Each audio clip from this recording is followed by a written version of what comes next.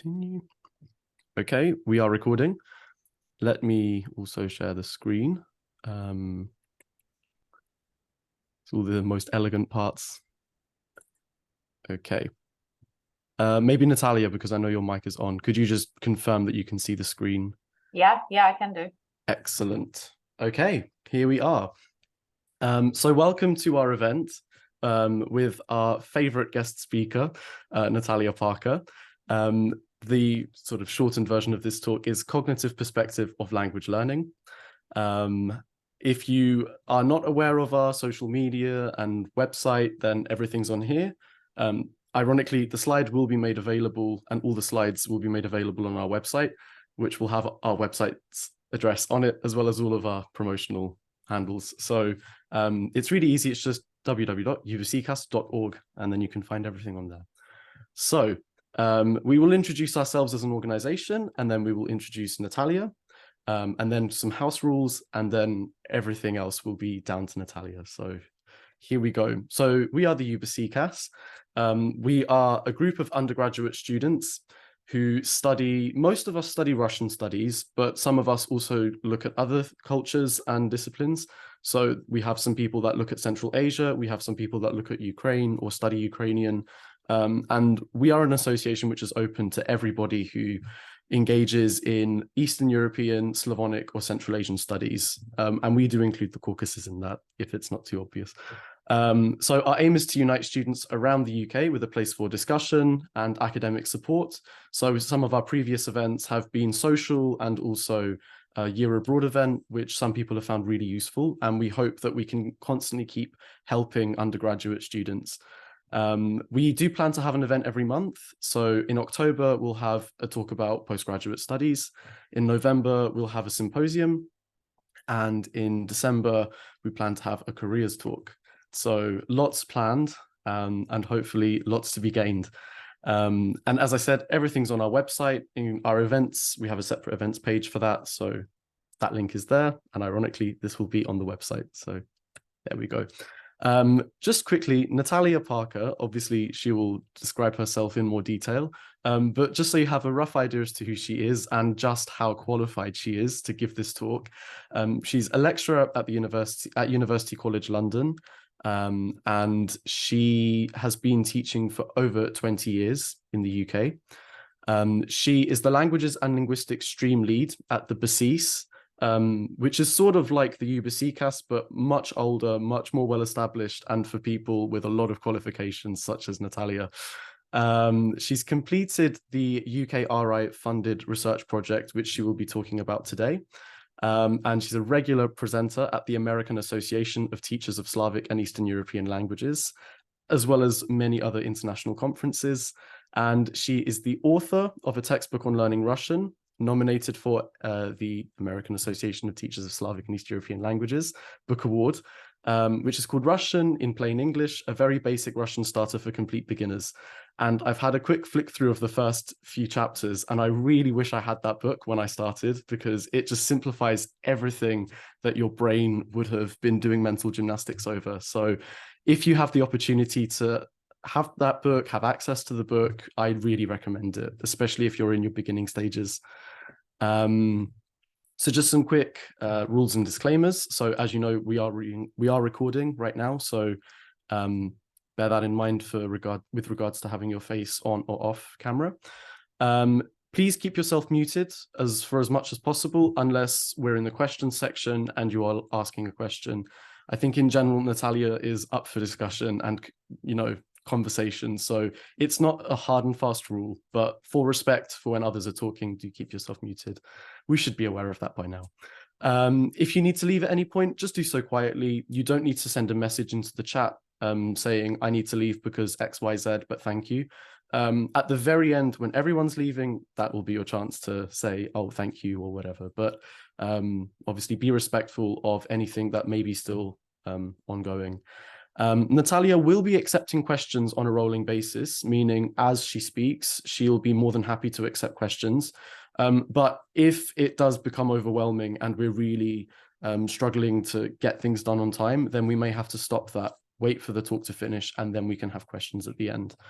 And as we've briefly mentioned, the talk will roughly last an hour, but it may go over, it may be a little bit under, but we want to have lots of time for questions at the end. And even though this Zoom call is scheduled until 6 p.m., it can go on for longer. So if you're disinterested and if there are loads of questions, then we will just keep it going, at which point you can leave when you need to. So yes, that is everything on my side. And I will now hand over to Natalia. I'm really excited. And I think a lot of us are, because a lot of us are here. So when you are ready, please begin. Thank you, Matthew, for such a flattering introduction. In my research, I'm going to put my slides on in a minute, but I always think it's good to see a face, because sort of the face is personal and language is personal and communication is personal. That's why I sort of quite like faces. So in my research, I sort of try to sit on 3 chairs. First is teaching, and obviously linguistics, and Slavonic and Russian linguistics in particular. And third is cognitive psychology, or psycholinguistics, to be more precise. Now you've seen who I am, I will try and share the screen. And hopefully that works for everyone. And I will try and do that.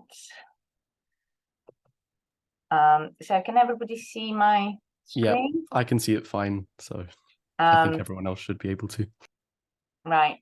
Can you let the organizers know if you can't see the screen, just in case? And that's why if you look at the title of today's talk, you actually can see those 3 directions, the sort of teaching and learning, languages, and psycholinguistics, and cognitive processing in particular. But today I will be focusing not on the teacher's perspective, but we'll be trying to look at the language learning process from the point of view of a learner, that is you. Any research and any development, from my point of view, is driven by questions. So the main questions, which I will be trying to suggest answers for today, will be, what's the problem with language learning? Why it is so difficult, or it can be difficult. Then how do our brains process and store information? Because language is part of the information. So we need to sort of dig deep at how the brains work. Then how do humans learn? Because sort of getting the information and processing is one thing, but actually producing what you've learned is another. And how can we make language learning more effective? And I emphasize more effective because people would learn languages without this talk, and some of you got quite far with language learning without knowing much on cognitive psychology. But my emphasis on more effective is sort of how we can slightly change what we do to sort of get there quicker and more efficiently. And finally, we'll try and draw some conclusions together, hopefully. So, language learning. So why language learning is difficult? And my question is to you, really. So can you suggest a few answers? So you can speak or write or whatever. Speaking is probably easier, not to clutter the chat. So can you say why it is difficult for you or for anybody you know? I'd be happy to give one, maybe to start the ball rolling. Confidence, especially in oral classes. A lot of people are so used to speaking in their native language that when they realize that now they have to say different things, they get really scared. And that's definitely one thing I found. Oh, that's interesting. That hasn't come up as a first choice before, but I'm jotting it down. So, Kat, you can see a hand out? Linguistic differences, like English not really having a a set case system, I guess, and Russian having a very rigid case system. That's always absolutely baffled me, and it still trips me up because I Right, just I don't deal with it in my mother tongue. right. Can I ask a follow-up question?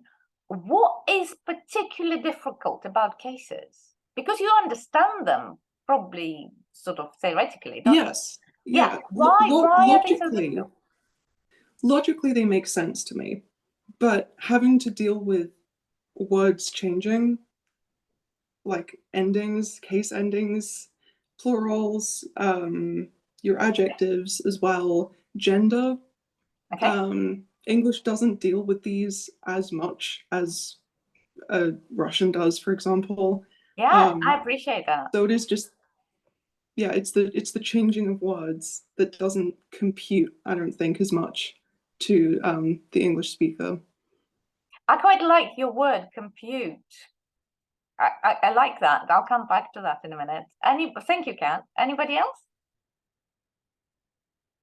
Any other suggestions of why learning languages is difficult or can be difficult? I think knowing which specific words to use when always stumps me in terms of, I can't think of an example right now, but something that would sound natural to translate directly from English to Russian, for example, just wouldn't sound the same in Russian. And that being quite key that you don't speak the language. Right. Can I pick on the word translate? Are you doing a translating course? No, I'm not. No. No, that's all right. That's good. So you'll see what I mean when I talk about translate. Right? Anybody else wants to say something? In the chat, we had retaining vocab and grammar in such quick succession. Very good. Excellent. Guys, you're brilliant. Because you already dealt with the language, you actually didn't name the reason which a lot of people name, which is forgetting. Yeah, a lot of people start, oh, I forget things. I know about them, but I forget about them. So, because I do sort of similar kind of talks, I've done similar kind of talks before, and a lot of people with the first reason they would go forgetting. So I will briefly mention that because that might not be your main reason. And I will try and address the reasons you mentioned. Yeah, but if I don't in my talk, ask me again at the end because I do have suggestions for each of them. Okay, so learners can forget up to 75% in 6 days. So if you attended a lecture, in a week, you will only remember a quarter. So that's huge amount to forget, enormous amount to forget. When I learned that, I just had shivers going down my spine. I said, basically, I talk for an hour and people will only have 25% of what I talked about in their brains left. So, Pure, a very clever guy, sorry, let me just do this, 19th century looking guy, Ebbinghaus, suggested a cure, a repetition. He even did a series of experiments, how frequently we should revise what we're trying to learn. So, which is known as Ebbinghaus curve.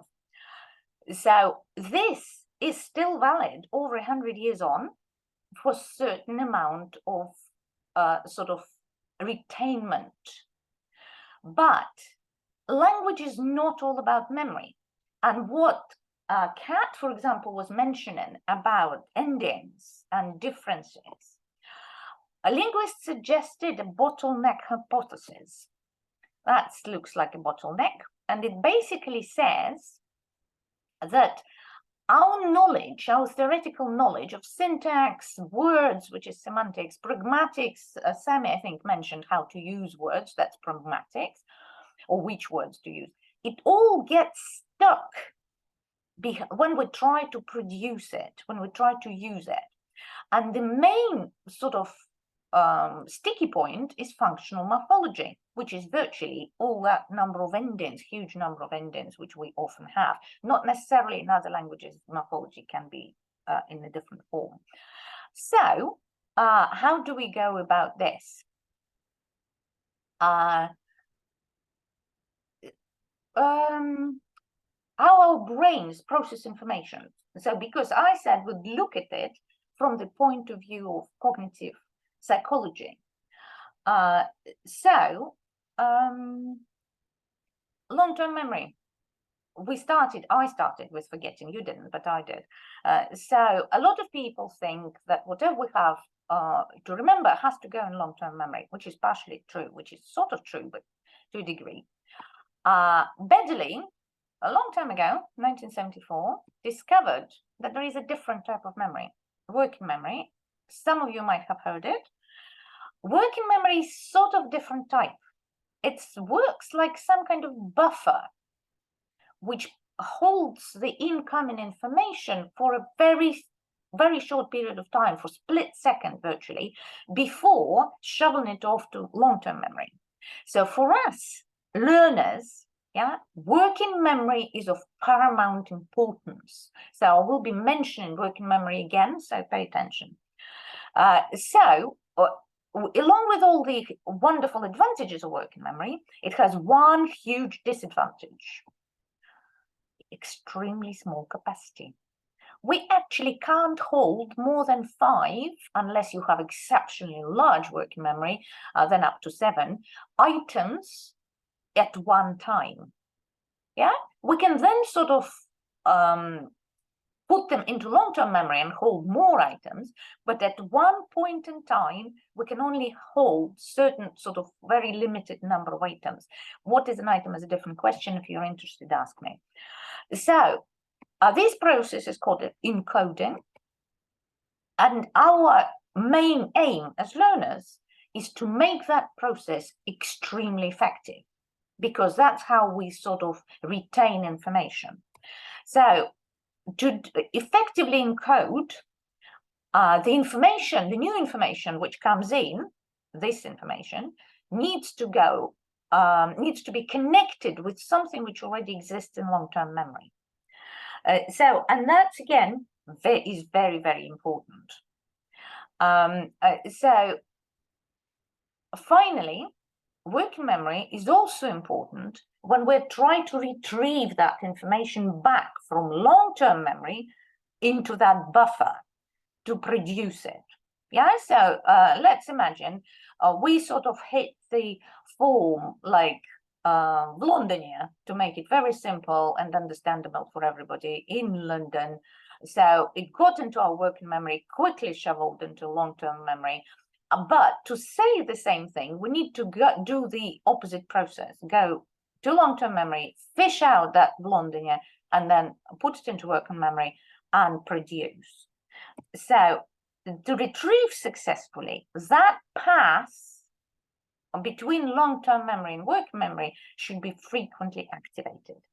That's sort of, in a nutshell, the gist of cognitive psychology, how cognitive psychology sees information processing. That's sort of a simplified way. Question, I think I can see a question.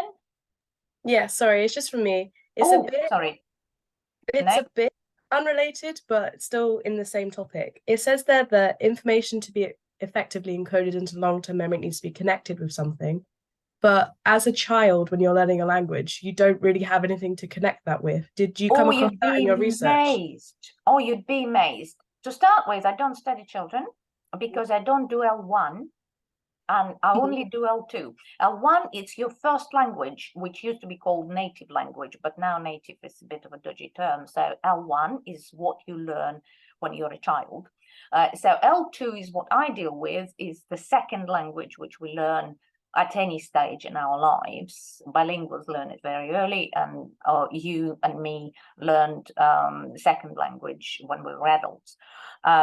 So I'll talk about connections in a minute, so I will loop back to that, Francesca, but you'd be amazed how much children have in their heads before they start speaking. And something, when I say something which is already there, I don't necessarily mean linguistic knowledge. It can be anything. It can be an image. And they have a lot of images. Did I answer that partially?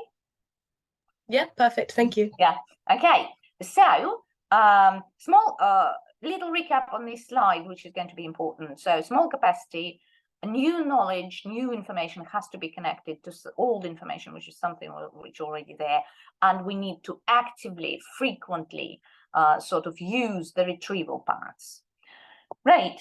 So now we need to look at how the information, how our brains store the information. So, can I ask you a question first? How do you think our brains store the information?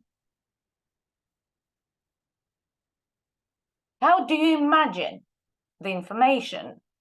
Let's say all those endings in Russian, because a lot of you study Russian, or all those characters in Arabic or any other language you do, so, or clitics in French, how are they stored in your head?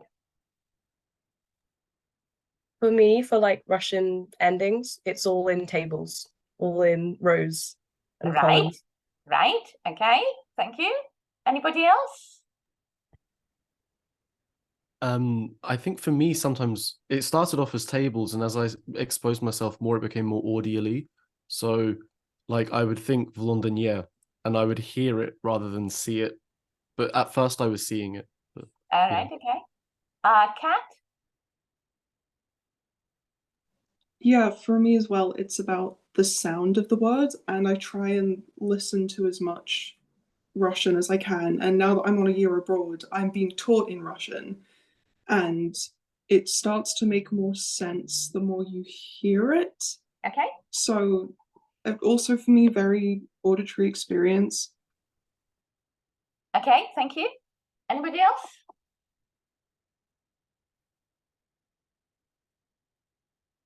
Right.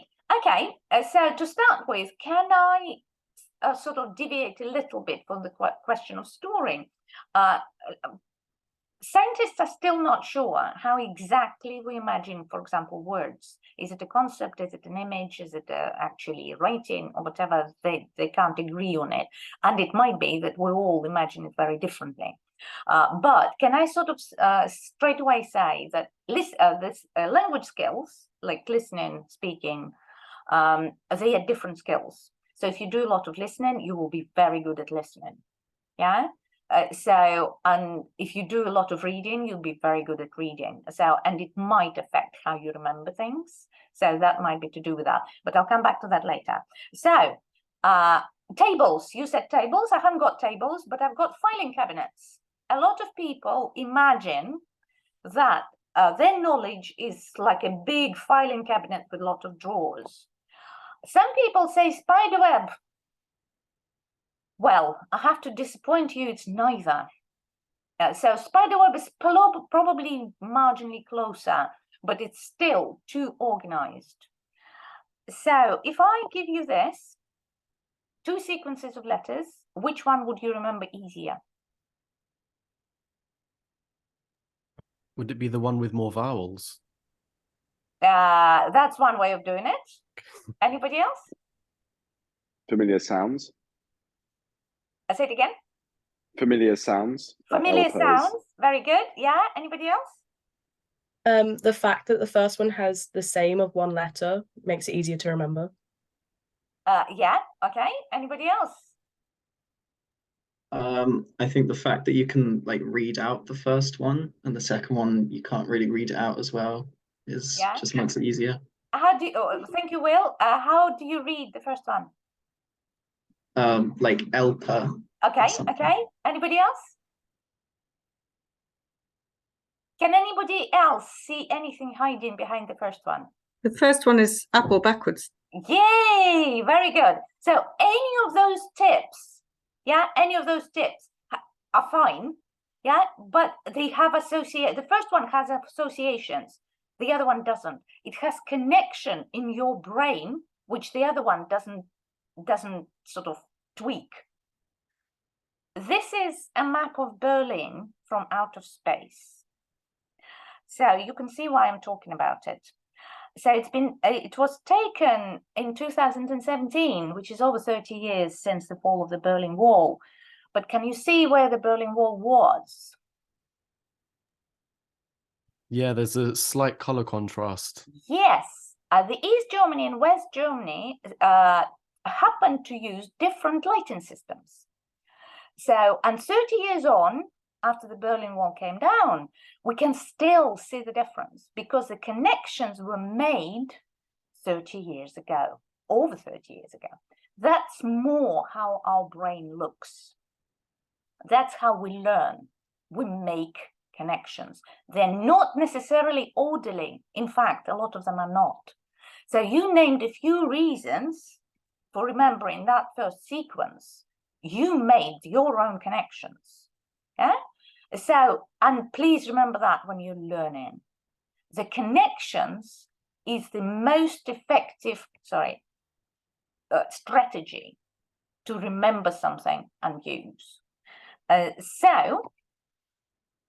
Last thing about cognitive psychology. So types of knowledge. I'm going to talk about two specific types of knowledge which are paramount for learning.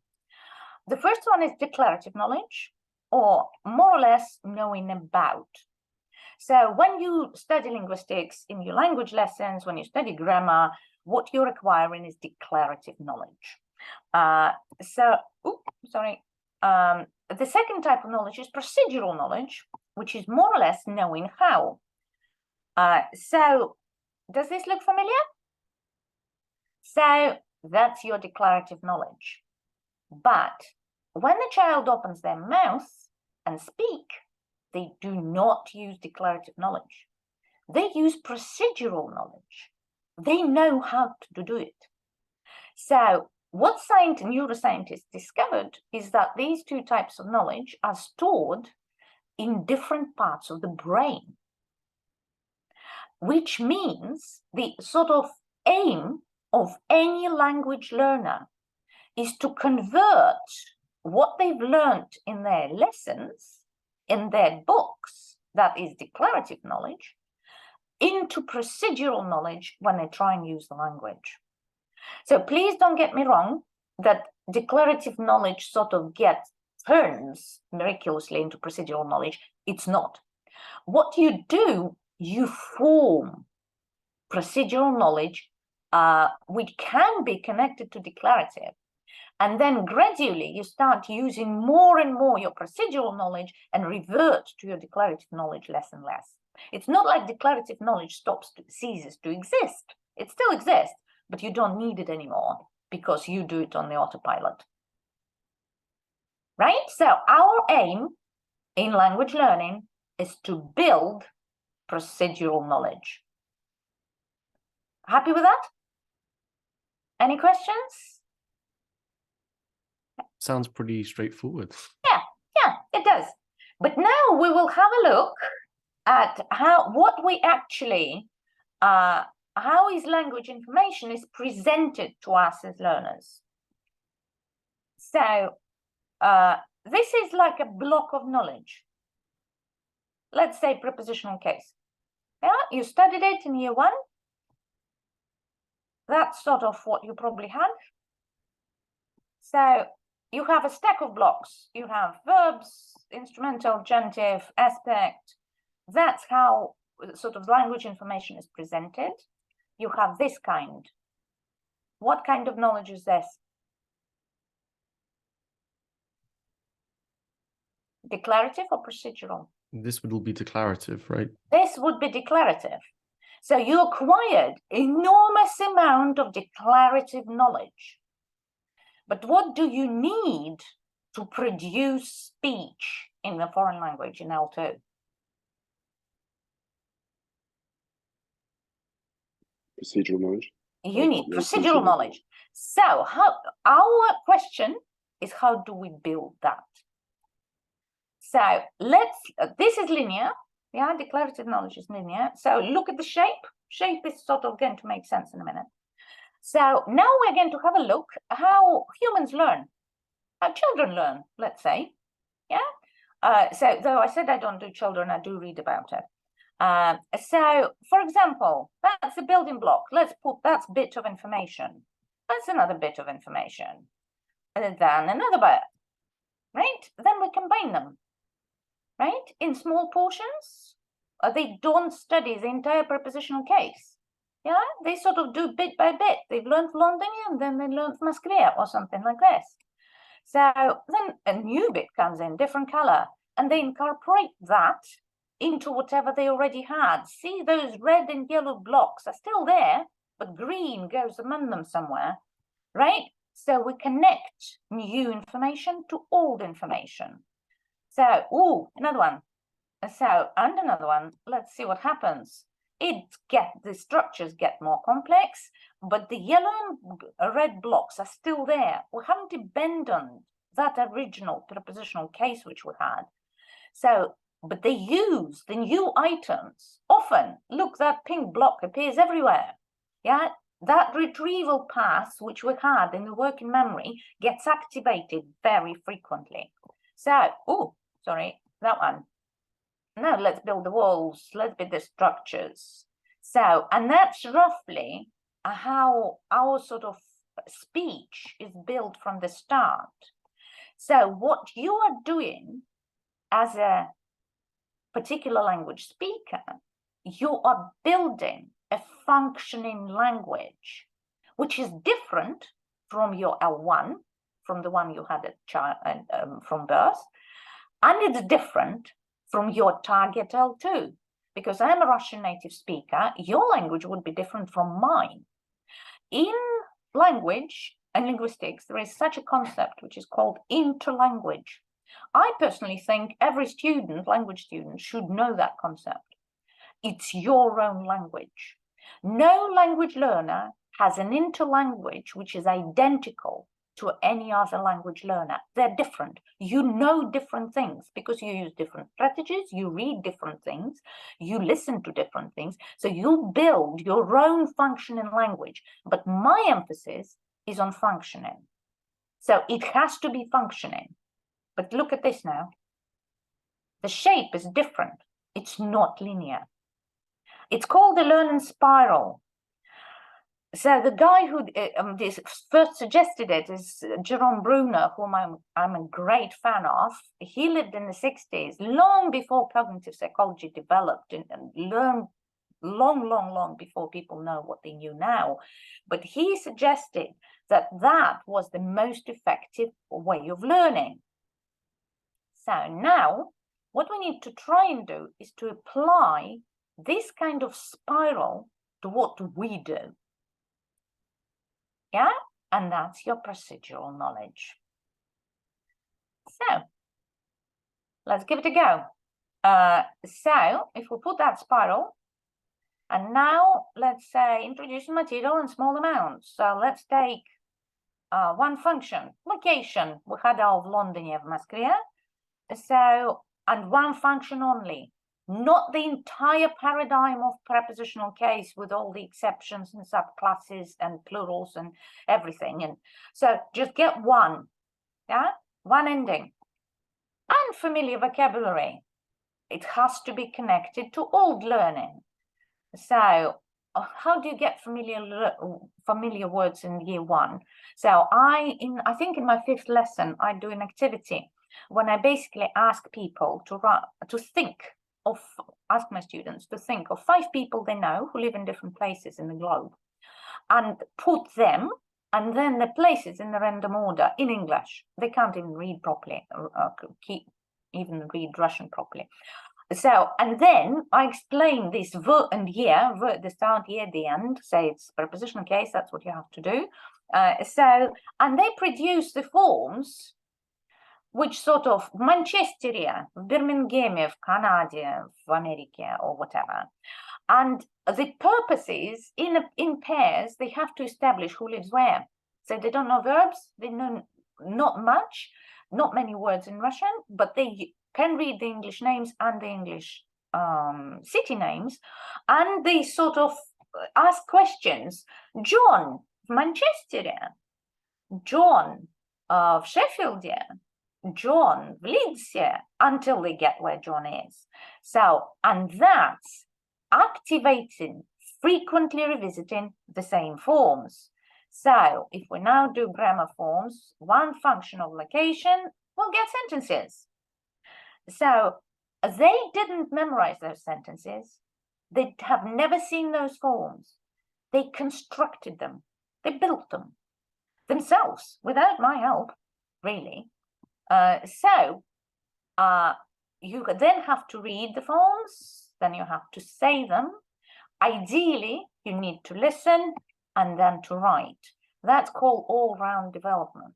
If your focus is on a particular language skill, for example, writing, you will be doing more of that. But if you want to be an all-rounder, I suggest practicing all four. So, put him back. So, extraction and transfer of patterns from chunks to new items. So they worked at their brain in that first activity, worked out that the in front means in, and here at the end means location. So because I also mentioned that if they don't put that here, if they just say London, they're not saying in London, they're saying to London, so which is different meaning. So people don't want to do different meaning, they want to make sure that the is in there. Then new words would come in. Rather than using Manchester, Birmingham, and Sheffield, we would use вокзал, завод, I don't know, школа, college, университет, and so on. Then we might put a new function in. Rather than using the, we can put or. For example, rather than saying я живу в Лондоне, we can say я знаю много о Лондоне. It's the same case, old information, but the preposition is new, so it's new information. Always old and new. So then new ending, for example, we can do саду, which is still prepositional, but a weird subclass, so we can do that. And next lesson, you'll get the new spiral. So that's how you would need, ideally, to build your procedural knowledge. That's spiraling, Bruno, my idol. So, happy with that? Yeah?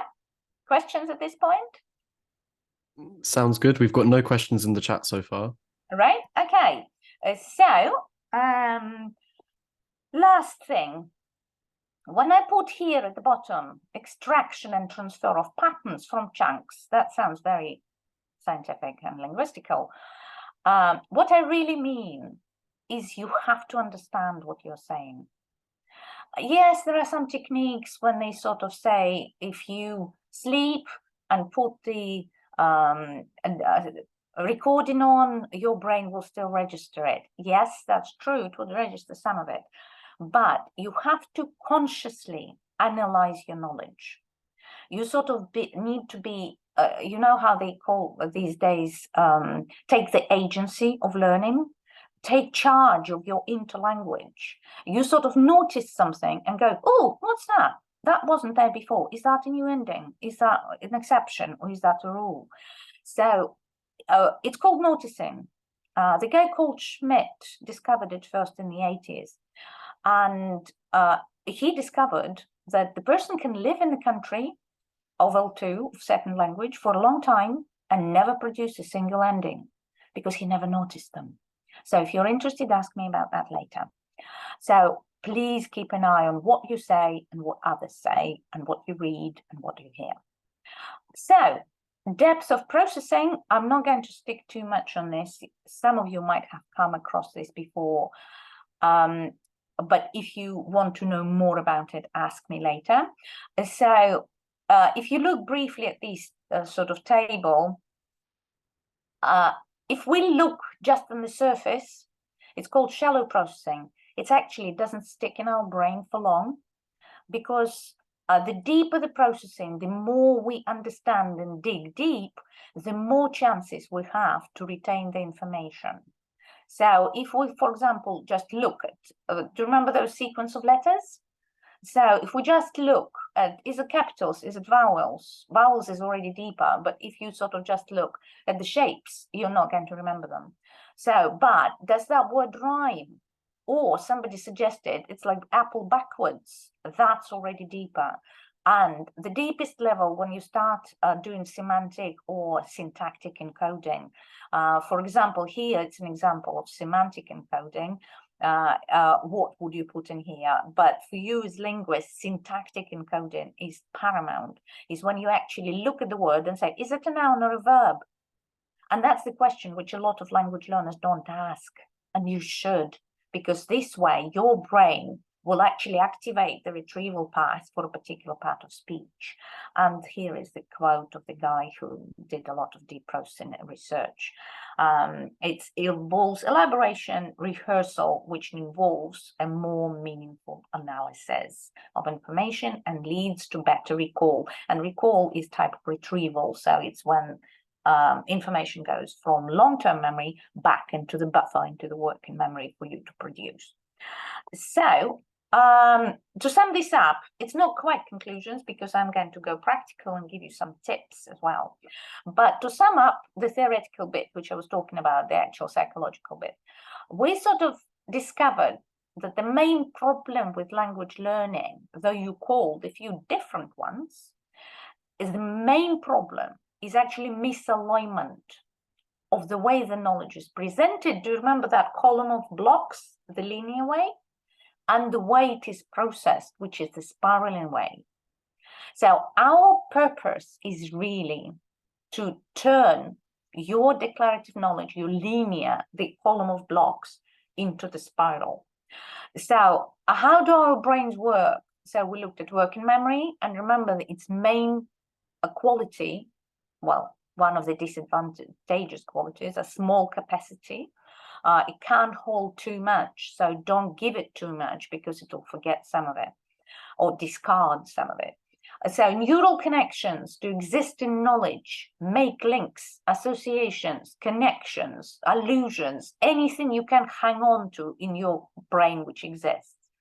Procedural knowledge, you need frequent use, which means just saying London once is never going to be enough for you to produce that London successfully. So, and then how language information is presented. We talked about declarative knowledge, which is like tables, filing cabinets, very organized, and linear arrangement. And how we can make it more effective. We can look at spiraling that knowledge, that information. So we need to present things to ourselves as learners in small amounts. So if you're learning something in particular, don't try and rehearse all cases or all endings or nouns and adjectives at the same time. That your brain will explode. Just do one bit, practice that. When you had enough of it, got bored with it, add something to it. So connect new to old. So don't drop it, yeah, but keep sort of adding. That's why it's inverted cone sort of spiral shape, this kind of helix shape, is because you always add information. You don't sort of done one and discarded it and started on a new one. You recycle that old one. So revisit frequently by using in speech, whether it's written or spoken, and help extract and transfer patterns. Right. This is my sort of more or less last bit. So that's my tips, if I can suggest any. And what I was trying to do when I was thinking about this sort of part, I sort of thought, what can I suggest which would be universal? Because certain strategies work for some people but don't work for others. For example, if you're really audio and I tell you to read a lot, it's not going to be that effective for you. But somebody who is visual would benefit from reading much more. So the tips I'm going to suggest are sort of not narrow, they're sort of quite broad. And what I don't think I'm offering a panacea, please don't take it like that. I'm trying to offer a sort of an option. And you are an independent, active learner. You try it. If it works, you use it. If it doesn't, discard it, try something else. So the first one, the only way to learn to speak is to speak. There is no other way. So in order to learn to write, you need to write.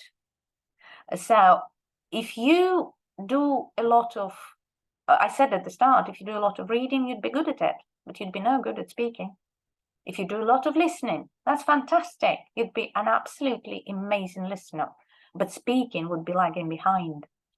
So in order to speak, please open your mouth and speak. Avoid lists. Remember, our brains are not filing cabinets. So use what you're learning in sentences. Very odd, very different. It's like, I remember coming across an exercise which I absolutely loved. It was in one of the old books when there was a list of things and then a list of locations, the same preposition case. And among the things was, for example, mucha. For those who don't know, it's a fly, the fly on the wall. And they sort of had to place it somewhere. And some people said mucha v supie. And everybody laughed, but the association was created and everybody remembered it. So that's why it's sort of, think of the contexts to use what you're learning. Get a language buddy. If you haven't got one, you need one. So if you're on year abroad, fantastic. Get a Russian friend to talk to, ask them for a coffee. If you're not in a Russian-speaking country, Teddy, face image on your mobile, it's always with you. You can't carry Teddy with you all the time. I have, in year 1, whom I teach, a language buddy is paramount. I give my students task every lesson what to talk about with their language buddy. Give them a name. Yeah, it can be a peer. It doesn't have to be a prolific Russian speaker or a Russian native. God, they're useless. They're the worst people to learn from normally. Because they just rabbit on and get you totally lost. But if you're advanced, they're good. But if you do have a keen Russian speaker, make sure you take control of your learning. If they get carried away or give you too much information, slow them down and go, hang on. Can we just stick to that one? Explain that again, say that again, why is this? So, because remember, deep processing is you. They're not going to process it deeply for you. It's going to be you who's processing them. Tandem learner. Does anybody know what tandem learning is? Yeah, our university had it during COVID. We had a link with Tomsk University, and people learning English at that university would link up with us, and we would take turns speaking to each other in Russian and in English, if that's what this is referring to. Exactly, Matthew, thank you very much. Tandem learning is a very effective way of doing it. There are sites which do tandem learning. Please don't go on the paid sites unless you really want to. Because there are a lot of free opportunities for tandem learning. But also, again, be proactive. Make sure that Russians don't get carried away speaking too much English or start explaining in the middle of the conversation. Do be very strict. This half hour is mine and we only talk Russian. That's it. If they start breaking out into English, go по-русски, только по-русски, пожалуйста. And if you can't agree or explain at that moment, leave it for the last 5 minutes and talk about it afterwards. But that half hour has to be yours and only in Russian. Use pictures, use internet, but do not use English. And then the next half hour is theirs to speak English. Right. Do not translate. You'd be in year 4, you probably figured it out that you're not translating when you speak.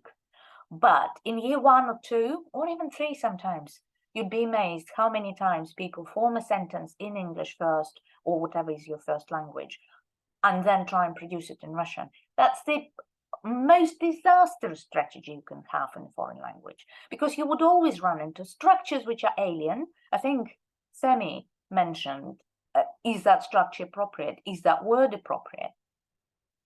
To start with, think of an L2 verb, Russian verb if you're learning Russian, and build your own sentence around it.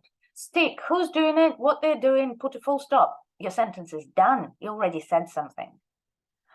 So start small. Well, a lot of you are advanced, so you might already not need to be small. But if you feel you're digging yourself in, put a full stop. Because linguists actually talk about the threshold when the person L2 learner starts making mistakes. They can run for quite a long time in a sentence without mistakes, and then suddenly their working memory collapses and they start piling mistakes one on top of the other. So don't push yourself. If you feel you're draining, put a full stop, start a new sentence. Do not sink in details. Don't try cram everything into the sentence. Stick to the main points and then gradually expand. Yeah, it's not to say that you shouldn't say long sentences. Yes, and particularly if you're advanced and you have the exam coming up, you need all your participles and gerunds and so on.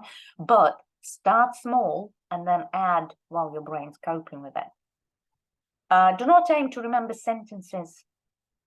You need to construct them. To remember the spiral, add bits. Don't try and sort of, oh, I'll remember that sentence. That would be good. If you're doing a presentation in a foreign language, yeah, that's a good one, but not when you speak to someone. Speak about relevant things. I actually was going to put this in red because I think this is absolutely paramount. If you are going to talk about job logs down the road, your brain is going to know. You can trick your listeners, but you can't trick your brain. It knows it's irrelevant. It's going to check it out of long-term memory in no time because he would think it's not relevant. So if you speak about yourself or about your favorite writer, first of all, your brain already has something to hang on to. You know pretty good amount of things about yourself or your favorite writer. So it will loop to that. It will, like a Velcro, hang on to that. And then it will think it's relevant because you're talking about relevant things. So don't make things up. You cannot say something that is not in your head. Make use of what it is. That's what is in there. That's why translating, remember I said do not translate. Yeah, translating is not the way to speak because you quickly will run into vocabulary which you might not know. So, and learn to rephrase, yeah, paraphrase, to sort of change, drop details, get rid of that topic, get rid of that word, don't hang on to words. Avoid dictionary as long as you can. So learn to speak without Google, because I saw people on Year Abroad who virtually can't speak without a phone in their hand. That's disastrous. So paraphrase, restructure, get rid of detail. Only check the words which you think you're going to use again or which are absolutely paramount for this conversation. So if you're talking about photography, for example, and you don't know the word camera, need it, but everything else is just paraphrase. Do not say exactly the same thing. When you talk to your buddy, push yourself. Don't stay in the comfort zone because nothing grows in the comfort zone. So you need to push yourself, get little sentences slightly longer, use the verbs you're not as comfortable with, try new endings and think, oh, what was that ending we were doing in class? Shall I try that? So vary sentences, add new things, speak about others. Don't always talk about yourself to your buddy. So your favorite singer, your friends, your neighbor whom you don't like, anybody. It doesn't have to be all pleasant. You had a bad day, you come in and say, oh, у меня был ужасный день. Use different tenses. Don't live in the past. Yeah, we're very good at the past. It's an easy tense.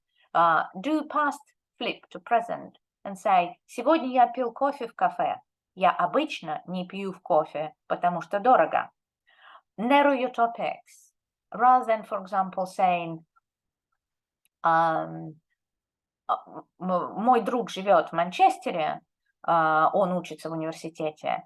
Think about their appearance and say, у него черные волосы и красивые глаза, and so on.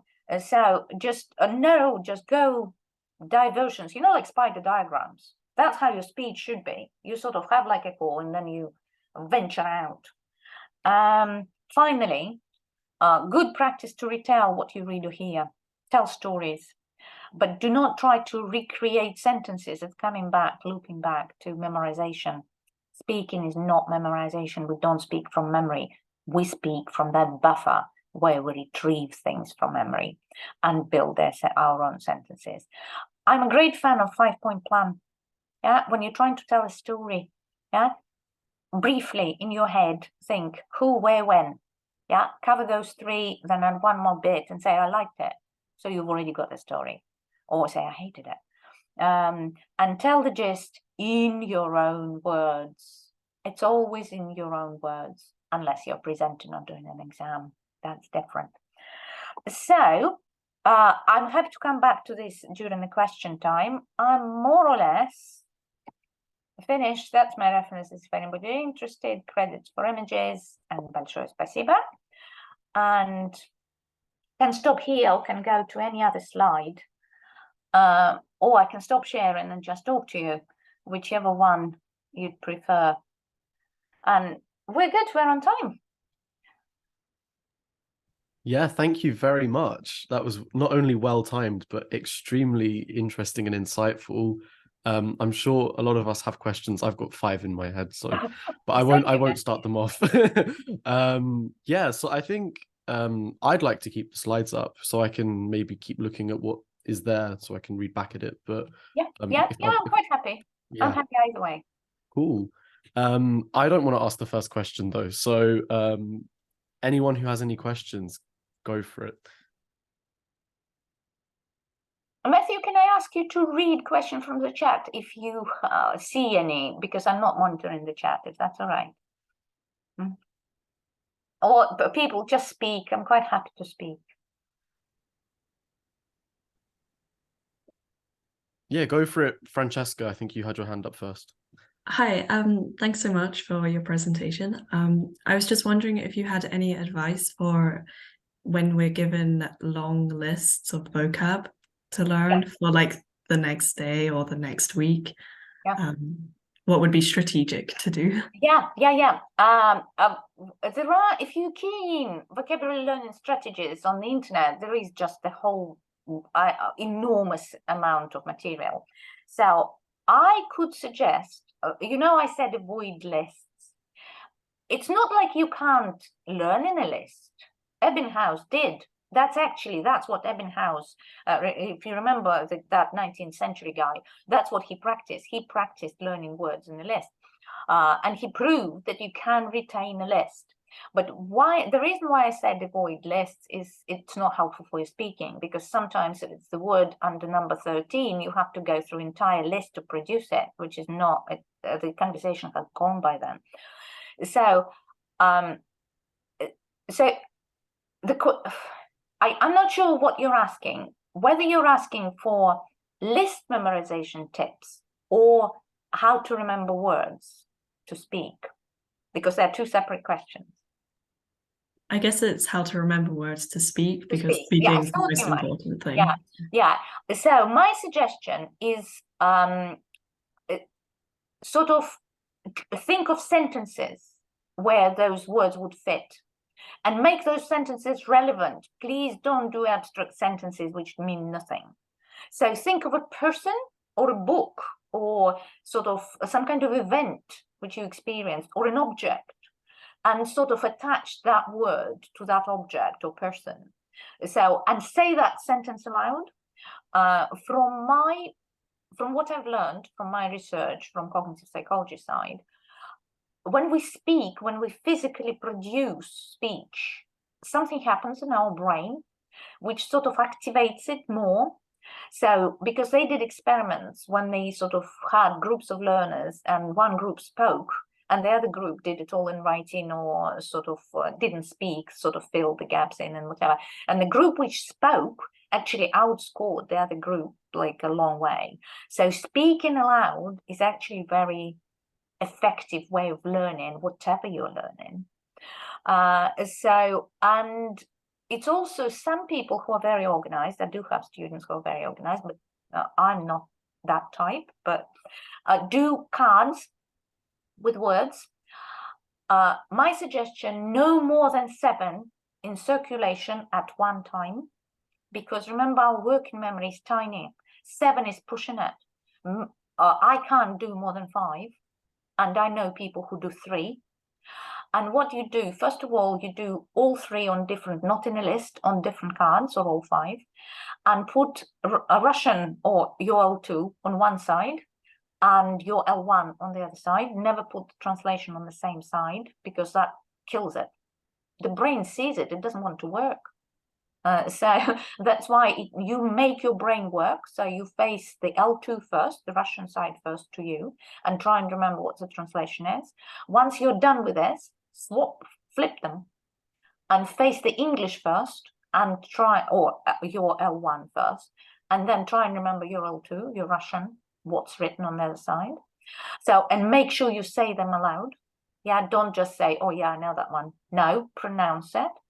And out of those 5 or how many you have, if you've learned one, if you think, oh, that's easy, chuck it away, don't store them, you'll sink in them. So chuck it away and replace it with a new one. If there is one word which stays with you for like a week, fine. Yeah, your brain's working on it. So leave it there. And basically circulate these cards, but make sure that you make sentences with them. And sometimes I have students in class, they sort of go, oh, what's that word? Amanda. And they produce the word. And Amanda is obviously the person they associated the word with. So they have to remember it's Amanda's word. Does that make sense? Yeah, it does. Thank you so much. That's all right. Good luck. Thank you. I just want to quickly say that's very interesting you say that, because probably lots of us have used the app Quizlet to memorize words. And what that does, you could give it, say, 800 words that you want to learn, but it will only make you focus on about 5 at a time until you've perfected those, and then it will move you on. And another thing is, my Russian teacher in Kazakhstan, at first, I thought, she's not a very good teacher. All she's doing is making me write all 5 tense and aspect sentences for every single new verb I encounter. But what that did was just writing those sentences over and over again. Not only it reestablished the understanding of the tense and aspect, but also like these, all of a sudden I could remember these words in context. So yeah, I definitely have experience. Context is a separate topic. Yeah, context is absolutely paramount for language. Learners do not appreciate the importance of context, and I can do a separate talk on context if you want, because I haven't got the time here to talk about context. But what you said, context is absolutely agree. Context is very, very important, and relevant context is even more important. So that's why, thank you, Matthew. That's definitely definitely a trick. And one more thing, I talk about speaking quite a lot because a lot of learners find that most challenging sort of skill. But writing is very much the same. If you want to perfect your writing, you need to write. So somehow I normally say speak first and then write. So they're different skills, but and you don't have to speak to write successfully. But because you're learning the language from all 4 perspectives, I normally say, say it, do a plan, speak it through, talk it through, and then try and write it. And then you can improve it, edit it, expand it, and so on. But that way, it normally does 2 in 1. You do your speaking and your writing. And so, okay? Excellent. Kat has the next question. Okay.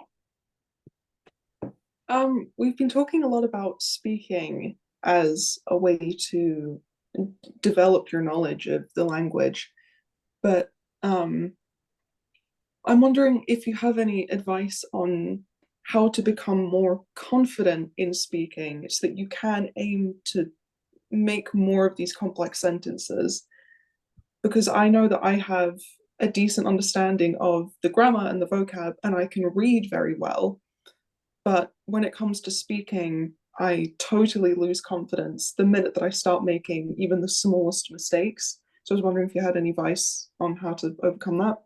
Yeah, it's a great question, Kat. Thank you. Because Matthew, I think you mentioned confidence as one of the stumbling points. So, and you're definitely not the only 2 people who have problem with confidence, because some people, I have excellent people who do grammar tests like top, and they can't squeeze a word out of themselves. So, to be honest, all these tips we have on screen is your starting point. So, sort of start small. Don't see a mountain in front of you. Don't think you have to produce a perfect sentence. One of the linguists, I can never remember his name, he said that human speech is the most imperfect of human creation. So that's why sort of don't think you have to be absolutely grammar perfect to use all the right words. You have to speak. I'll give you an example, which is not about a language. Well, she was sort of not about a student or language learner as you see it. When I first moved to the UK, which was a very long time ago, so I taught adult learners. I worked part-time, had a small child, and taught adult learners. And sort of then we decided to take those learners to Russia. It was sort of perestroika, Russia was easily available, and it seemed to be like a good idea. But we brought Russian kids here first, and English families hosted them. So when we decided to take a return trip, 3 women approached me who hosted our kids.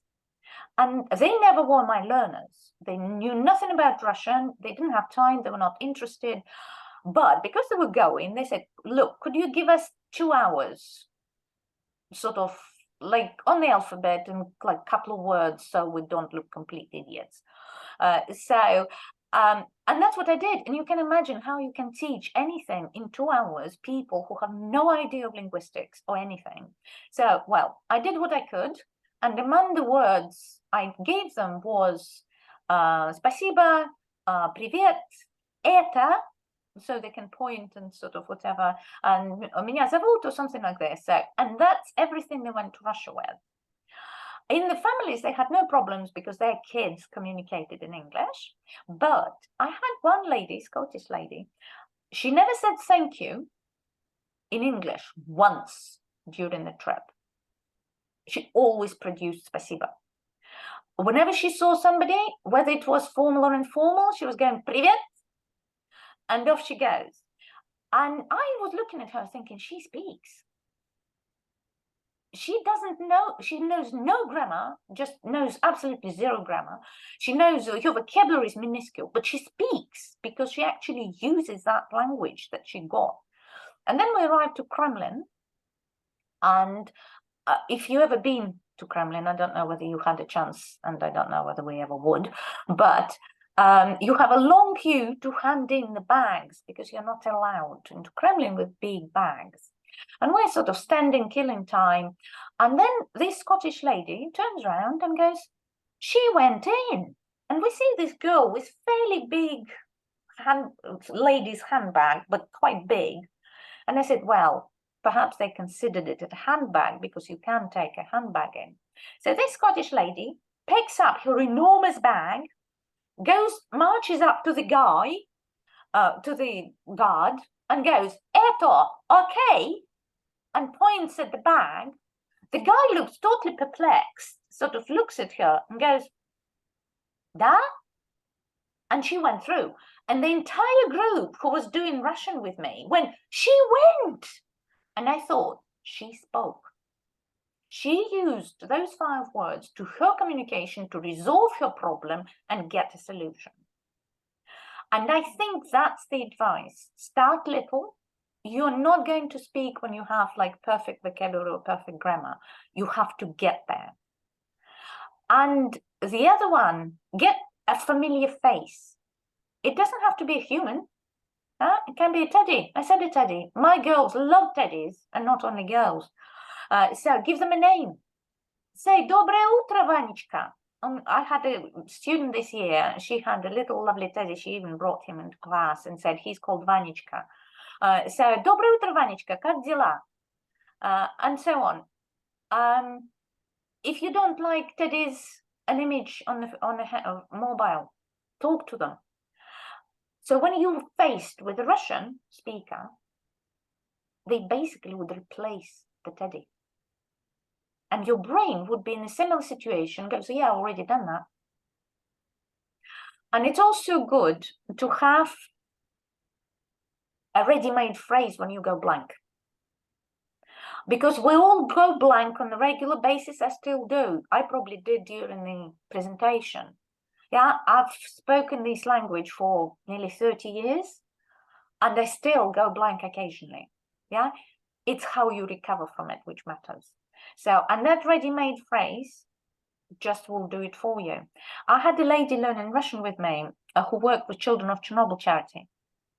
And she used to go to Belarus on a regular basis. And she said, I'm faced with a Belarus person and I can't speak.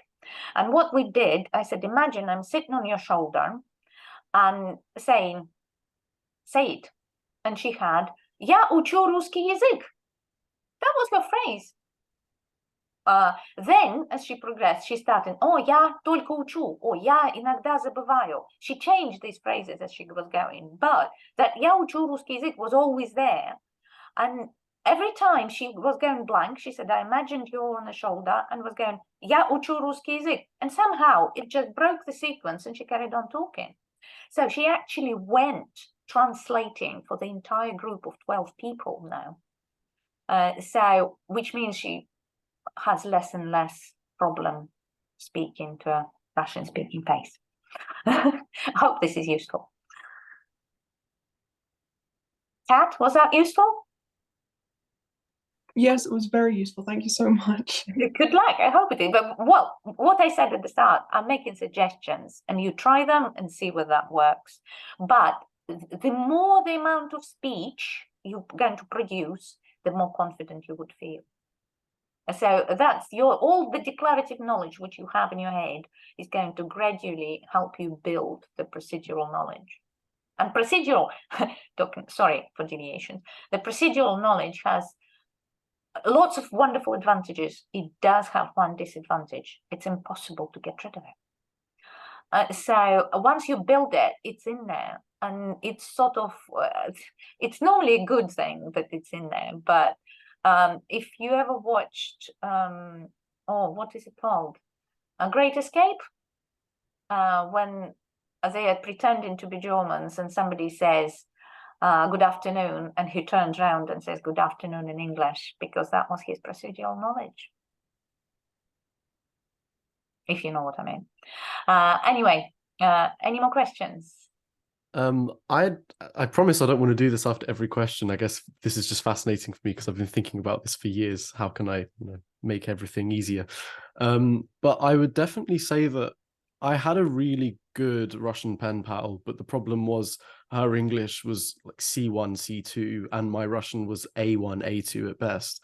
And that was really a confidence issue for me, because I felt like, well, you've studied my language to death, and I look like I'm not even trying because I can only produce "hello, my name is."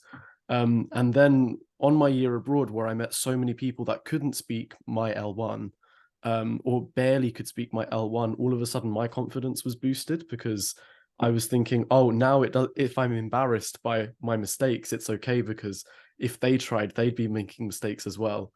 And I think that's what I really enjoyed about the year abroad, was meeting so many native Russian speakers who have varying levels of English as well. I don't know if you've got something to say about that.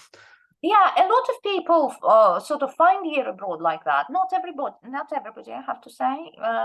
But I think it's very personal. Well, everything in life is very personal. But what I would say, I recently saw a phrase which is called, one thing we always get up with and go to bed with is our mindset. And we are have the power to change it. And the mindset should be not about confidence. It should be about the attitude to mistakes. Because we're brought up in a society where mistakes are negative. It's a bad thing to do. Well, I'll tell you now, having done so much research, it's a good thing. Making a mistake is fantastic because it tells you where to look. So as long as you stop looking at it as something you shouldn't do, because if you never made mistakes, you would have never learned anything. So, and one more experiment, which I can talk about to do with mistakes. They had two groups of learners, and one was told that they're going to have a test coming up, and they can they basically should train for the test, and the other ones were told that there will be no tests and they can have as many goes as they want at producing whatever they were producing. guess who produced more mistakes? Those preparing for the test, probably. No, Oh, okay. those who were allowed to do whatever they like. They produced twice as many mistakes. But guess who produced better results? Suppose it would be them. Yes. So not those preparing for the test, because they were trying not to make mistakes. And those who were running free to say whatever they like, they produced the best final results. They were told not to do the results, but they were recorded. So, and the final bit with the final activity, which they did, was like a test, and the others did exactly the same activity, but they produced not such a good result. Those they were not making as many mistakes. So that's why look at your mistakes as a sign. You don't want to make mistakes in the exam. That's a different story. That's how higher education works. But when you're practicing, don't worry about your mistakes. Your brain is much cleverer than you think. It would analyze them. Yeah, it would think, it would noticing. Do you remember I said noticing? Notice your mistakes. And once you notice something, Schmidt was a genius because he did noticing discovery. He recorded himself persistently while he was learning Portuguese, and he basically discovered that he produced the endings which he noticed. So, and as soon as he started noticing, he started producing them and eventually produced them correctly. So notice your mistakes. Right, I'll shut up now. Any more questions? Feel free to unmute yourself if you do have a question.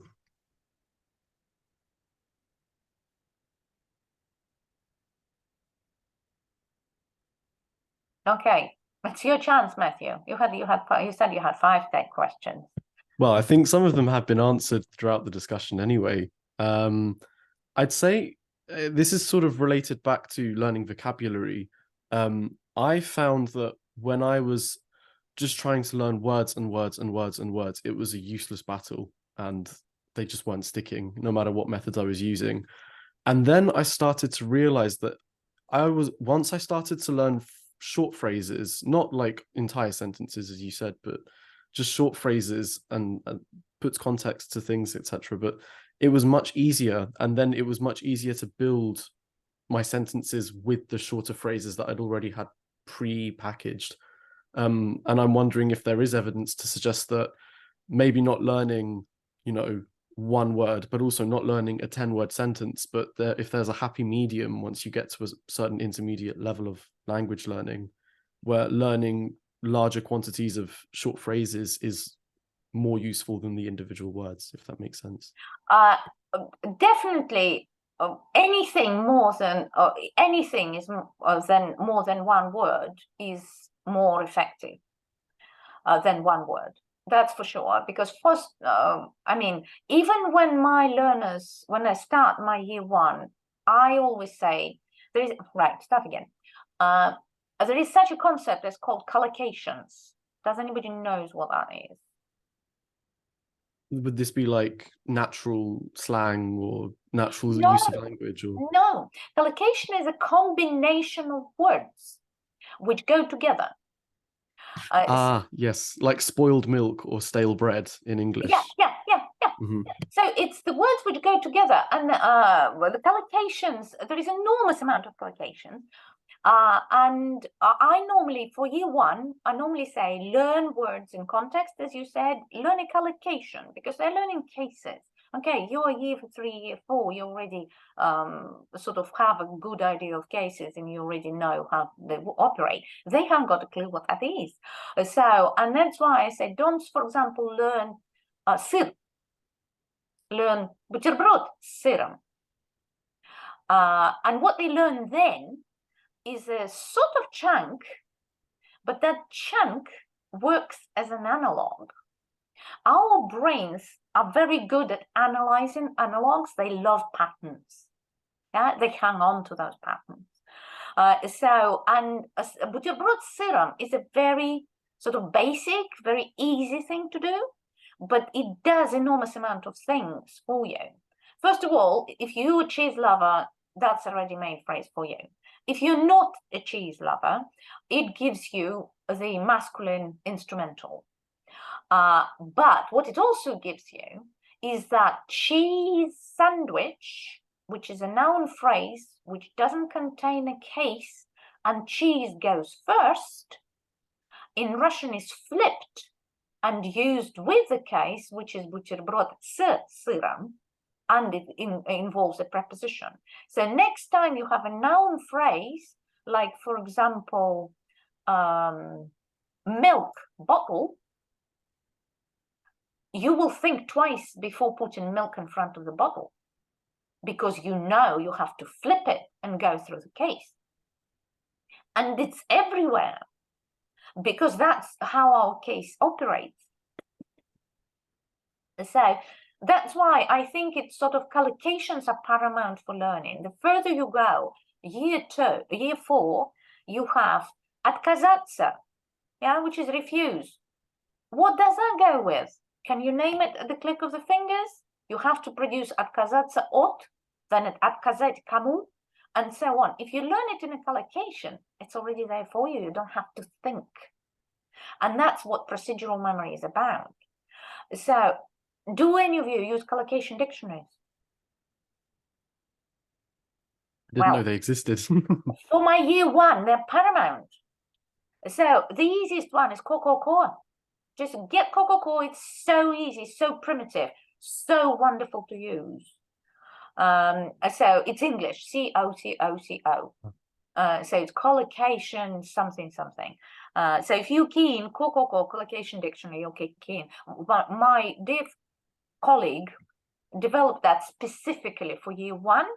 But to be honest, I think year 4 used it quite successfully when I took them on, because it's just so easy. Now, just make sure that you always have one field blank. It's a funny trick. They're trying to get rid of it, but they can't. At the moment, they can't. They haven't yet. So keep always one field blank. Because otherwise it's not going to work. So if you get stuck on it, email me. But I think there is a help button, and the guy who developed it is happy. Someone put in the chat if we could get a link to that. But what you could email us the link, and then we can put that on the website, maybe. Yeah. I can remind you about that afterwards. Yeah, I was going to say you might need to remind. Yeah. I was just also thinking that would really help for verbs of motion, because we've got prefixes and then a verb of motion, and then you have to have another preposition afterwards often. So like приехать из, or like отойти от, and подходить к, or something. Yeah, but add another word, because collocation for me is 2 meaningful words plus a preposition if you have to have one. So it's no more than that. More than that, it becomes heavy for working memory. Yeah, less than that, if you only have приходить is, it's not enough to hang on to something. It's too abstract. So if you say я приехал из Лондона, and remember when you came back from London, it hangs on to what is it called? A situational memory, memory, when you actually walked in and came from London. So, and it already gives you a case as well, and the ending. And that's how I would imagine collocations. And again, with work, you mentioned verbs of motion. Don't do filing cabinets. Yeah. I like, for example, my year 1 learned their first verbs of motions with the Red Riding Hood story. Everybody knows Red Riding Hood story, and she does a lot of walking. And we sort of go, она пошла к бабушке, она шла через лес, она пришла к бабушке. And then we can take волк and go, волк побежал к бабушке. The same. If you want, if they're more advanced, you can say по дороге. Он бежал долго, он прибежал. Pattern. Yeah, remember, brains like patterns. So if you develop a pattern, connected it to something relevant, you've got it. Next time you need to produce a verb of motion, Red Riding Hood would pop in and you know what to do. Excellent. Fushia has a question with the hand up. Yeah, please. Yeah, hi. So my question is basically, I'm kind of considered now a mature student, meaning that I'm 28 now. And often when I ask people or I tell people that I'm learning a language at this age, they say, oh, that must be difficult, or oh, that must be harder. So I think my question is more from a cognitive background or what you know, is that actually the case that the older you get, the harder it becomes to learn a language, or is that a kind of mindset thing, or how does it work? It's an excellent question. Thank you. Actually, talking about Matthew student, I became Matthew student after 50. So, yes, there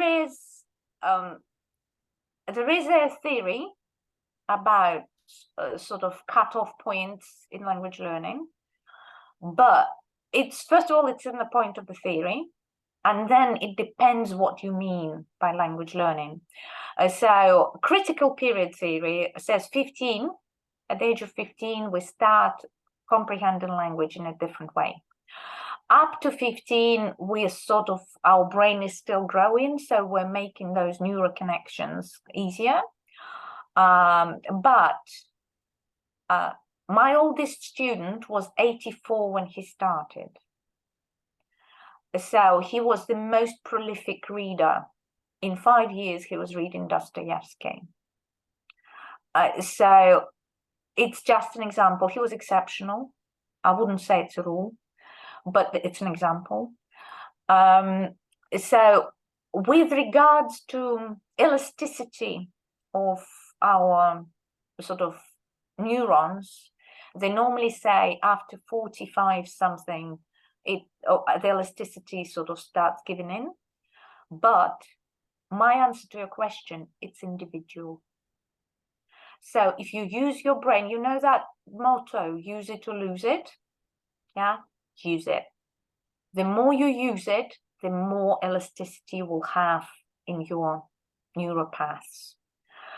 So I think the thing about the age is because people stop using brains.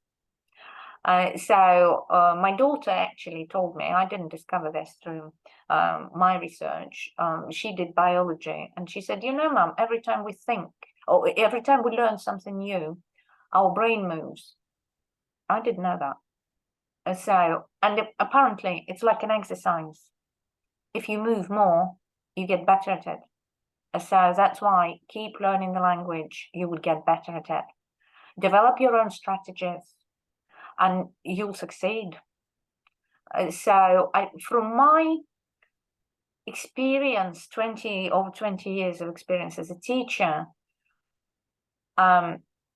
learners who succeed are those which take charge of their own learning and develop strategies and put the effort in. They are going to succeed. I have a lot of talented linguists who don't get anywhere because they just don't bother putting the effort in. And I had my absolute sort of another extreme example is I had a student whose working memory was 15, which is minuscule. Standard is about 45. He was writing a PhD in computing and he was learning Russian. Not because he had aptitudes or anything, it's because he was so good at knowing how he learns and developed the strategies. And he came to me to learn Russian because he wanted to push himself. He said, I learned French and it was 0. And he did the test in Russian and he scored 67. So good luck. Thank you so much. That really helps. That really helps, because I think also as a mature student, you're not so afraid to make mistakes, but there's always that doubt because everyone says it. So it's that's really good to hear. Yeah, good luck. And I also think, coming back to the mistakes topic, in my year 1, in the first session, I normally say, we do not compete against each other. We compete against our previous self. And if you look at it that way, it doesn't matter what the others do. What matters is how you are improving. That's everything that matters, to be honest, anywhere, and in language in particular. So, and I had, well, last year, I had a really difficult group when the university couldn't provide year 2 level for our discovery students, and year 1 went straight into year 3, which was disastrous, really.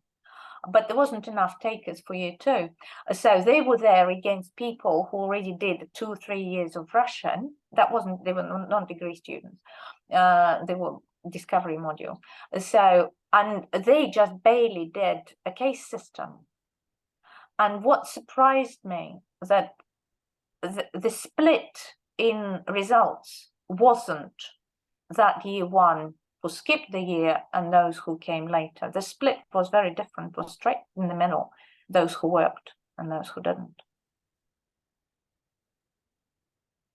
And so, because I had the year 1 girl who was just incredible, she just pushed and pushed and pushed. I don't know how many hours of she dedicated to her Russian, but she did speak and speak at the level of those who did 2-3 years of Russian. She was amazing. I guess the biggest take home is work smart, but also work hard. You can't just expect an hour a week and become fluent in a year, you know. But most definitely, that's a very good sum up. Most definitely, nobody has a magic wand to hit you on the head and you start speaking Russian. It's you're learning. I came into the first class, whichever group I take, and I said, look, I can speak Russian. You are the one learning. I can't make you speak. You can make yourself speak. So that's why it's sort of, make sure you take breaks just on the topic, because there is actually such thing as called incubation period. That's from psychology. When our brain works, when you already stopped giving it information, yeah, you know, like sometimes when you go away and then you suddenly come up with a solution, it's your brain carries on working. It's very important to remember, give your brain time to have that incubation period. But that's deviation. Basically, yeah, take charge of your learning and sort of put some effort in. And there are more effective strategies. Some strategies are more effective than others, and some are more effective for some people than for others. Find your own. Just know how you learn, discover how you learn. And ask for help as well. That's quite important as well. Right, any more questions?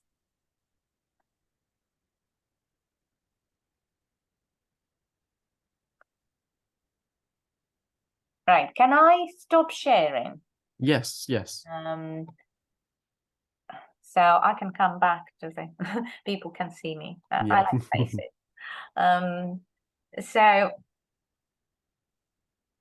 any other questions regarding? You can be quite specific. Somebody asked about cases, about endings. So, well, I'm working on the sequel to my textbook, which is going to be on cases. So it might take me another 5 years to do that, but sort of, if you think you're weak on cases, make it your sort of little target within everything you do. Just pick a case for a week, for example. Check the adjectives out, unless you're focusing on adjectives. Yeah. Do nouns. Once you understand what the case is and what it does, pick one ending, pick 2 endings if you feel strong. Yeah, alternate and then feed other stuff in. Yeah, and which way you feed it in, it's up to you, because a lot of you are quite advanced speakers. So you might want to feed adjectives in and then sort of play with genders. Make sure you're good with genders, because if you don't know your genders, cases are going to be impossible. Gender before case. I actually just done the presentation at EUROSLA, which is European Association of Second Language Acquisition. And they called it the Parker principle, gender before case. And it's sort of, be gentle to your brain, work with it, not against it. Don't try and stuff in it, which is not going. Just ease off on it and it will get there. Just give it time and provide the context.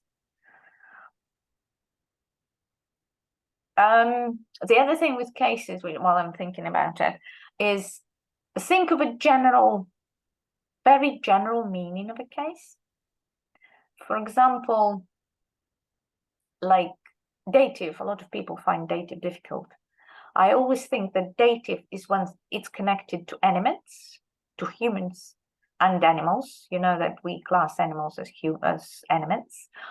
So, and for example, when things are going towards animates, for example, you go to see a friend, it's поехал к другу. You gave them a present, the present went to a friend, so подарок другу. You made a phone call went to your granny, звонила бабушке, and so on. So that's sort of the most generic meaning. It's not the only meaning. There are lots of other things with dative. But if you have that sort of kind of very loose abstract thing, it helps you to sort of do deep process it. Do you remember I talked about deep processing? And you sort of always return back to the main concept. Sort of you, from what because I interviewed some of my experimental learners, and I was trying to dig deep how they see language, how they build this sort of interlanguage. And it's funny, like some of them were saying, like I see like little blocks of color, like a noun is red and the verb is green. And it's sort of, sometimes I see a system and there is a gap where I don't know what's there, so I want to fill it in. And some people were sort of, one person was saying, it's, you know, like the old-fashioned departure tables on the airport, you know, when they used to flick. And she said, that's how it is for me. It's sort of, that column is the word, these are the endings, and they sort of flick together and what have you. It's, you sort of find your own, how you see Russian. Some people see a tree and sort of different things are hanging in the tree. And that's why I think if you sort of see these general concepts, but don't always just have them at the background. Right. Any more questions? It doesn't look like there are, unless someone does have one. Well, I guess talking about questions. If well, you know, when I mentioned agency of learning, yeah, when you take charge of your learning, questions are extremely important things. They're like mistakes. If you sort of see a gap in your interlanguage, or if you notice something, say, why is that? It drives your learning. You know, like when I started talking, I said research is driven by questions. So development is driven by questions. That's why I, for example, recommend whenever you revise something or you sort of had a session and you come back, sort of open it with the slides or whatever your notes, whatever you do, sort of briefly. It doesn't have to be like massive, like 10 minutes, 15 minutes. If it's very complicated, half an hour, no more than that. And see what is there that you can ask about. Like my year one have a task on the first class to ask me a question about Russian. They have to come up with one question. And they know nothing about Russian, not much, but they have to come out. They have with the question, come up with a question. They have to sort of think, oh, what do I want to know? And that's why I think questions are very, very, very important. So ask lots of questions. That's how you learn. You know, they say, if you speak, you're not saying anything new. If you listen, that's when you can learn. When you speak, you already say something you already know. So anyway, makes sense. You learn through the listening and the passive intake, and then you revise it through speaking and writing. Yeah, that's it. Yeah. It's good to talk. Very much. Yeah, if anyone else does have a question, you'll have 5 seconds to unmute yourself or quickly write I do and then write the question. If not, I will start to wrap up. I first want to say that, as I briefly said to Natalia that our year in Edinburgh starts next week, and this has given me so much motivation for that final push of the degree program, but also just for the rest of my, I guess, Russian speaking career, however we want to define it. So for me, it was really helpful and really motivational, and also to let people know that, you know, no matter your age, you can be a very effective language learner. I think that's a very important message, because all of us are technically mature students when it comes to learning a language, because if you begin at 18 or 20 or 30, then you don't have the same advantages you do at the age of 10. So that's really motivational. Oh, can I say something on Of that? course. Thank you. I'm glad you said it was useful, because you never know how much you know about this already. So I can only make a suggestion. But coming back to mature, yes, 10-year-olds have advantages, but they have disadvantages too, because they learn very quickly, but they will forget very quickly. And they don't analyze. They might not notice, but they might not question why. So that's why the adult learners do have disadvantages, but they have advantages as well, because their cognitive analytical skills are much more developed than in the 10-year-old. And if you use them, if you question, if you notice, if you work on it, that's when you become a very good learner. I need that as a quote in a frame above my bed. I need that. Yeah, that's a really good message, I think. Of course, research-based, but nonetheless, a very good message. Yes, so I would just like, on behalf of UBCCAS, I would love to thank you so much, Natalia, for working with us on this. It's been an absolute pleasure not only hosting this event, but also working with you over the last few months. And we're just really happy that, you know, you've been on board, and we hope to keep close connections for the future. We hope to host another event on you for context, if that's what you'd like. Yeah. Can I answer? First of all, thank you very much for asking, because it was definitely a pleasure working with you and Francesca, because these are the two people whom I worked with. I'm really pleased that this event happened, because, I mean, research only makes sense if somebody benefits from it, because I don't like doing research for the sake of research. And language students are direct beneficiaries of my research. That's why I'm actually grateful for you for organizing this event, so I can reach out for my beneficiaries.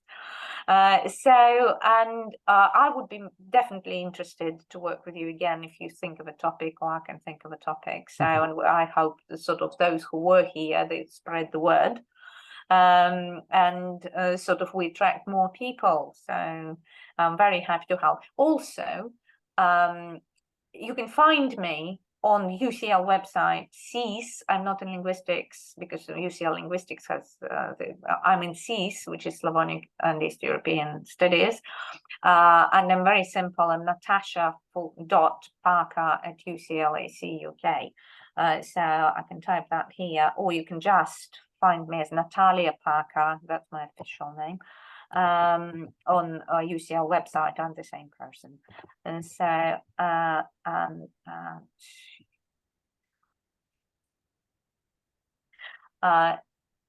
so if you linguists are interested in more in this kind of research, my thesis has just been published on the UCRI website. It's through White Rose, because my funding was through White Rose. So I can probably even try and do the link here. It's open access, so you don't have to pay for it, but you do have to download it. I think I can do it. Just bear with me a sec. Docs. I mean, you don't have to read all the theses, but if you're interested in linguistics and psycholinguistics in particular, that might be something you embark on. But it's sort of, you can flick through the conclusions and main chapters. Just bear with me a second. That's from file. We'll make sure to link this on the website as well. Yeah, but I also think if some sort of people can come back to the website, but some might not. Yes, yeah. Control-C, I think it's this one. Then may. Here we go. So it's e-thesis, the White Roads. Cool. If you lose this, you can always ask me. Yeah. Okay. Okay. So, and thank you everybody for wonderful questions. And can I thank Matthew and Francesca for organizing this as well, and for a wonderful discussion. And so good luck with your studies, whatever you do. Good luck to everyone here. I think everyone's here for a reason. So yes. And also for those that managed to stay to the end, thank you very much for not only attending, but for staying to the end. If you're watching this on YouTube, thank you for making it to the end. We'll end the recording now. Okay.